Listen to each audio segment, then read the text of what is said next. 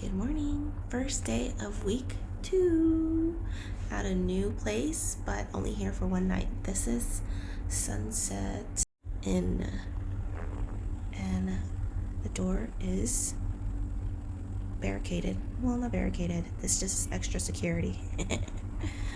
And it's a smaller room, but I'm only here for one night, and cute. Hey y'all, recap of week 1.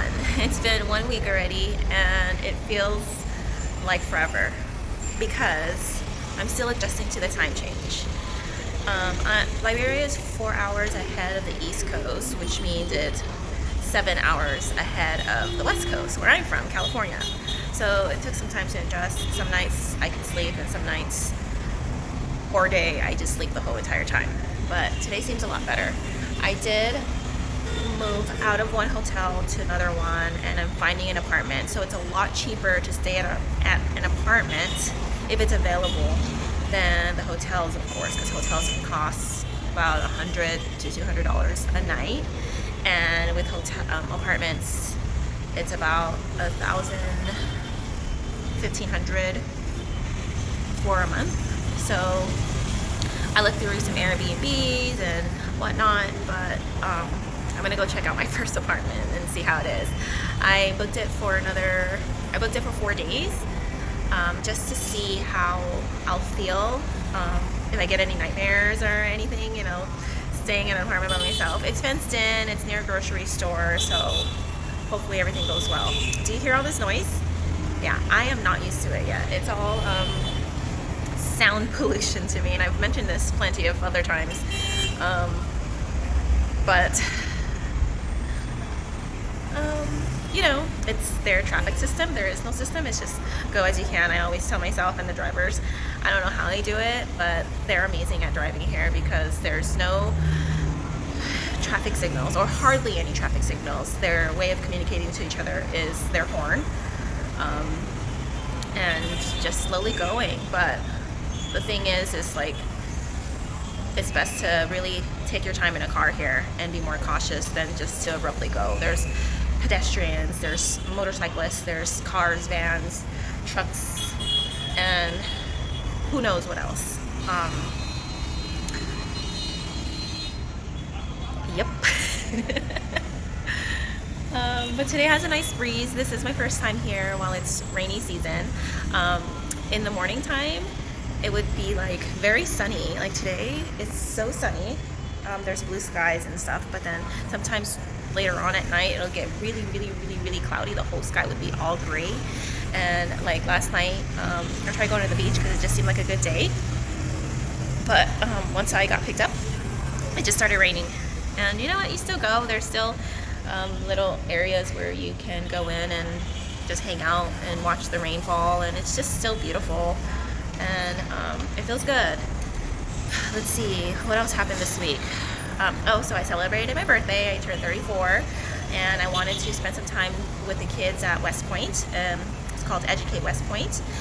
And I decided to throw a fundraiser to celebrate my birthday with the kids there. So I got 200 cupcakes, and I really tried to, I didn't want to share this, but I'm going to share it. I really tried to support the locals because I feel like the locals, this is Liberia. I should support Liberians, right? So I try to go with a local company, and I had booked and arranged all this cupcake situation way in advance, about 3.5 weeks in advance before I arrived here. And once I connected with them and put my order in, and I mentioned everything that I needed, everything that I wanted, how I would pay for it and everything. And then once the time came the day before I had to go pick up the cupcakes, or the cupcakes was going to get delivered, the lady informed me, no, I can't make payments with my Visa card. And initially when we agreed on this agreement, I said, straight up, cupcakes with Visa payment. If you agree, let's proceed. If not, then thank you for your time. And she said, perfectly. She accepts. And then this was, again, 3 to 4 weeks in advance before I came, and then we talked about other things, and then boom, nothing. So I could have gotten the money, but it was the trust and the principle of the whole situation the last minute unprofessionalism, and which caused me to not go with her and support her business. So I ended up going with a last minute company, which they were able to accommodate so much and helped me out so much, was the restaurant Saksuk. It's a restaurant and bakery. It's near Benson Road, and they were able to accommodate everything. Although the cupcakes did go into paper boxes, but it didn't have holders, so the cupcakes did fall apart. But it was okay. We were able to salvage it, and the kids still enjoyed it. It was amazing. Yeah. So what else happened this week? I did go salsa dancing. That was very cool. They have a dance academy at the Liberian Ballroom Dance School, and they teach Latin dances. So salsa, bachata, merengue. They teach line dancing, and then they have actual line dance. They actually have salsa dancing at Saj on Friday nights. So the dancers go out there, and I'm glad I was able to attend the class. It was one random night. I got back. It was on the day of my birthday after West Point. I went back to my hotel after a long, successful, tiring day. I must say, it was a mission to celebrate a birthday, especially like going out there, picking up the stuff, getting the supplies there, packaging the stuff that I donated to them, and just connecting and walking through the heat, blah, blah, blah, blah, driving through. It's very congested at West Point. Traffic is bad, the road's bad. It's very narrow. And once you're at the school, of course, there's no like air conditioner or anything, so it's just like a lot of people in a small space. You're trying to get things done. But it was just such a happy moment. And so it was very exhausting, but successful. And then I got home. I thought I was going to rest. And I decided, you know what? It's your birthday. Get out and go do something. So I checked around and salsa class. And I did a drop-in. Didn't think that I would actually be accepted, because it's kind of like a membership thing to like be in the class. So I took the chance anyways, and my driver, he has been there, but he's never been in the building. Backtrack. My driver for West Point, he's Liberian, but I asked him to drive me to West Point, of course, and he's like, I've never been here. This is my first time. I've never seen this. And all I told him was, welcome to West Point. And he starts laughing because I'm not even Liberian, and I've been to West Point like 3 or 4 times. So I was like, it's fine. West Point is okay. You just have to know the people. Like, you just have to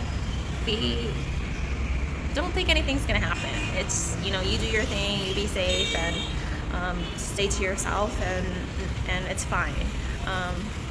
And especially visiting the school and stuff, so they appreciate it. They take care of you. And I got to go to the courts of the Liberian court, and I met I forgot his name, but I entered his chamber, and he welcomed me with open arms. What a nice gentleman. So yeah, a lot of Liberians have not gone to West Point because they're afraid that there's a lot of criminal activities, which I'm sure there are. But there's criminal activities anywhere and everywhere, but you just have to, keep cautious and be to yourself, and just go do the thing that you need to do and get out of there. Done and done. Okay, so the driver for, what was I going to say? Oh, the salsa class. He's never been inside the studio, but he's only driven people to the school. So I was like, hey, can you wait for me? Because if they don't let me in, I need you to take me back home. And luckily they accepted me. I took the class. I ended up taking a 2-hour class, so it's 2 sessions. They normally charge $40 for application fee, and then $50 for like the whole month of some sort, something like that. But I ended up just doing the drop-in class, so I think it was $40, $20 each hour. But it was okay because I got to meet people, network, and then get my salsa, techniques back in, and then brush up on them because I haven't danced in so long, and I love salsa dancing. And what else? And I'm so sad, like every day, because I'm staying at hotels, right? And I've been doing like, I haven't had a chance to go visit a hospital as I used to because I have other jobs that I have to do outside of the hospital right now.